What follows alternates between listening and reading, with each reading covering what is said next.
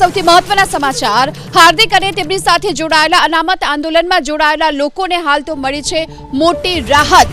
હાર્દિક પટેલ સહિતના અનામત આંદોલન સાથે જોડાયેલા લોકોને હાલ રાજદ્રોહના કેસો પરત ખેંચવાથી મોટી રાહત મળી છે અને સરકારની આ દરખાસ્તને કોર્ટે હાલ મંજૂરી આપી છે। હાર્દિક પટેલ દિનેશ બાંભણિયા સામેનો રાજદ્રોહનો કેસ પરત ખેંચવાની મંજૂરી અપાઈ છે। અલ્પેશ કથિરિયા, ચિરાગ પટેલ, કેતન પટેલ સામેના કેસો પરત ખેંચવાની મંજૂરી અપાઈ છે।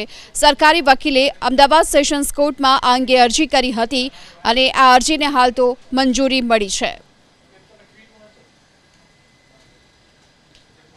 राज्य सरकार द्वारा ताजेतરમાં પાટીદાર અનામત આંદોલનના જે નેતાઓ હાર્દિક પટેલ સહિતના નેતાઓ સામેનો કેસ પરત ખેંચવા માટેનો જે નિર્ણય લેવામાં આવ્યો હતો તે નિર્ણય અનુસંધાને કલેક્ટર શ્રી દ્વારા અમોને મંજૂરી પત્ર આપવામાં આવેલો, જે મંજૂરી પત્ર અમે સીઆરપીસી કલમ 321 હેઠળ નામદાર કોર્ટમાં રજૂ કરેલો અને તે કેસ પરત ખેંચવા માટેની જે મંજૂરી માંગી હતી તે નામદાર કોર્ટે આજ રોજ આ કેસ પરત ખેંચવા માટેની મંજૂરી આપતો હુકમ કરેલ છે।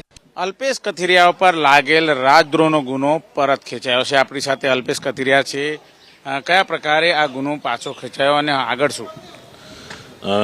2 અઠવાડિયા પહેલા આપણા મુખ્યમંત્રી શ્રી ભૂપેન્દ્રભાઈના અધ્યક્ષસ્થાને આ નિર્ણય લેવાયો હતો, જેમાં 9 જેટલા વિવિધ ગુનાઓ પરત ખેંચવાની સરકારશ્રીએ મંજૂરી આપી હતી।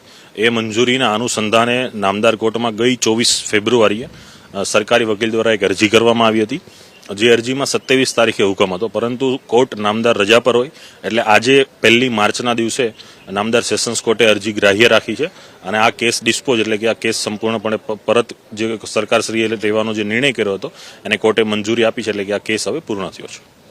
અન્ય જે ગુનાઓ છે એ કઈ રીતે પરત ખેંચવા માટેની કાર્યવાહી ચાલી રહી છે?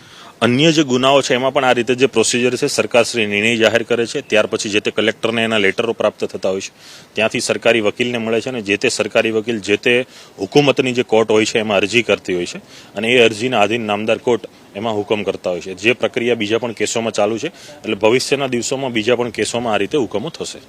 જે પ્રમાણે અન્ય જે પાસના કાર્યકર્તાઓ હતા એના પર બી ગુનો હતો, તો એ ગુનાઓ પરત ખેંચવા માટેની કઈ રીતની પ્રક્રિયા? જે 9 કેસો સિવાયના જે બાકી રહી ગયેલા કેસો છે સમગ્ર ગુજરાતમાં, એનું એક લિસ્ટ ગૃહ મંત્રાલયને સોંપવામાં આવ્યું છે અને એમાં પણ જે કેસો પરત ખેંચી શકાય એવા છે એવા દરેક કેસો પર ટીમ કામ કરી રહી છે। એટલે ભવિષ્યના દિવસોમાં આ કેસોમાં પણ જે રીતે આ કેસ આજના કેસ જે પરત ખેંચાણો છે એવી જ રીતે જે બાકી રહેલા કેસો છે એ પણ પરત ખેંચાશે।